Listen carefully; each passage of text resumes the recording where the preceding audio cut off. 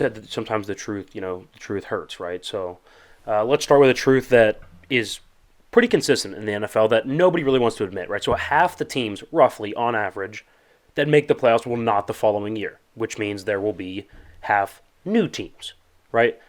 So the New York Giants made the playoffs last year. I'm going to tell you right now, the NFL schedule's released last week. They will not be making the playoffs this upcoming year, right? To me, it's pretty clear. 5 of their first 6 games against playoff teams, right? Their toughest games are on the road. Like they get San Fran on the road. They got to go to Buffalo. Now it's early in the year, so it might not be a blizzard, but it's still at Buffalo, right? I mean, you look at the quarterbacks they play, including the division games. So all 17 games, they will have a quarterback disadvantage in 12 of 17 games. Right? They'll have an advantage in only 5 games all year. The 2 against Washington. Right? I think Daniel Jones is better than Sam Howell or Jacoby Brissett. I'll give them that. 1 against Arizona because Kyler won't be playing. I don't know who their quarterback is. Chris Streveler, Colt McCoy, somebody. And then I'll give them 1 against San Francisco because I don't really know who San Francisco's quarterback is going to be. Is it Sam Darnold, who doesn't feel like a fit in the system? Is it Trey Lance who has accuracy problems? Is it Brock Purdy who's coming off of like a torn UCL? So I'll give Danny the Dimes the benefit of the doubt there. And then against Jordan Love. But that's even later in the year, so who knows? Jordan Love could end up being really, really good. I mean, there's an argument he's clearly more talented, but whatever. So to me, the Giants aren't a playoff team. Right? That's one side. Now let's flip the script. The Pittsburgh Steelers. You may think I'm like a homer, but like you said, in reality, we don't actually talk a ton of Steelers outside of the season.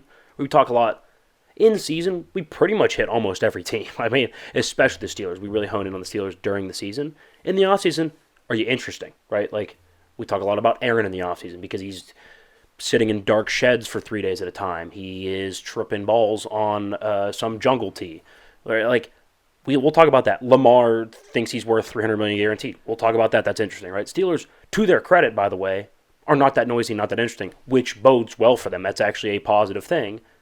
But that's going to result in us talking less about them in the offseason. But here's a day where we will talk Steelers. To me, that's a team that did not make the playoffs last year that feels like a playoff team going into this season. Now, realistic expectations, 9-8, 10-7 sneak in as the last wild card, right? I don't think they're lighting the world on fire, but to me it feels like a playoff team. Let's start with the schedule, right? Actually, let's start with the Ravens, right? Because they make it, somebody has to fall out, right? To me, the Ravens don't feel like a playoff team. I think they're too injury prone. I think they've been too noisy in the offseason, right? Go back the last couple offseasons, right? Arizona's been noisy, sucked, right? Green Bay's been noisy, lost to Detroit at home to miss the playoffs in the weaker NFC. Right, so noisy doesn't necessarily mean good, right? I think Miami's talented, but I'm not really sold on them. So those are 2 teams that could very easily drop out of the playoffs and give Pittsburgh that spot to slide in. They got a favorable schedule, and in turn, to me, makes them a playoff team, right? Before the schedule release, it said 8-9, 9-8 maybe. Now I'm like 9-8, 10-7. It adds about a win. So their schedule, like we said, got some breaks to me that are very, very nice. We said, what if they get the Niners early? Well, they open with the Niners at home. Again, we said the Niners usually start slow over the last 4 to 5 years. That's been their MO. They'll start slow, and then you'll look up in late season, you're like, oh, wow, they ripped off 11 straight to the 2 seed. But they start slow. Plus, I don't know who their quarterback's going to be. Again, is it Brock off the UCL? Is it Sam Darnold? Is it Trey Lance, who I don't like either of those options all that much either? Also, 2 of their West Coast trips that they take, Seattle's going to be a tough one. We'll get to that later. They actually get the Rams right after their bye week, so they don't have to rush. It's not like, oh, we played the Ravens on Monday Night Football, and then we turn around and it's the Rams on Sunday. Right? That's a bit of a brutal trip. They get the bye, then they head out west. They can take their time. They can go out a little bit early, get used to it. So they're not fatigued. They're not rushing with flights. That's a break. Also, they get the AFC South outside of Jacksonville. It's a crapshoot. Who knows? I mean, is it going to be Will Levis, Malik Willis, or Ryan Tannehill starting a quarterback? I'll take any 3 of them. Outside of Derrick Henry, it's not a good team. I mean, the Colts with Anthony Richardson, I don't buy that. Houston will be better, but they're not on Pittsburgh's level with a rookie quarterback. I mean, we know what Tomlin does to rookies. Jacksonville will be a tough one, I'll give you that. But outside of that, that's a nice, easy division. Now, again, let's be fair about this. Like you said, we're always pretty fair about our Steelers takes. Let's be fair. They have to clean up early season. You got to look up and they got to be 8-3, 8-4, right? They have to be 4 to 5 games above 500 once they enter the later part of the year. Because it gets tough, right? Belichick against a young quarterback, we know how that's going to go. Could they still maybe sneak out a win? Yeah, but it's not going to be pretty. You're not going to get a good performance from Kenny Pickett, most likely. The Bengals twice in like a 4-week span. That's tough. They've had our number. They get the Ravens, who, again, I don't think they're a playoff team, but we know they always play them tough. And then you have to go to Seattle.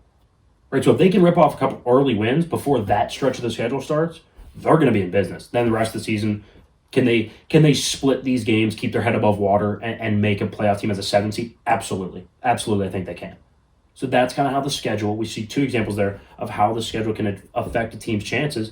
To me, it makes Pittsburgh a playoff team and drops out the Giants. Well, it's really interesting. And like you said, the schedule is going to matter for those fringe teams. Right now, a schedule being tough or strong on a Cincinnati, on a Kansas City, really not going to matter all that much. It's still going to be a playoff team, still going to compete, and everybody knows that. But for a team like Pittsburgh, where the future is unclear, you don't have a set way forward. I think you need a lot of help. We talk about quarterbacks and players on the teams being either a truck or a trailer, right? Can you pull the team, or are you being pulled by the team? Now, you can talk about it in a team perspective too, where this team needs things to help it out. It needs cards to fall their way, and games to get scheduled the right way, and quarterbacks to play and kind of fall into a slump at the right time. It's all very important. Yeah, no, I don't think you're wrong at all. I mean, we said that last week. We see it here in evidence. I'm excited to see how it actually plays out this year. It should be good. But for right now, we're kind of right on that. But let's go into hit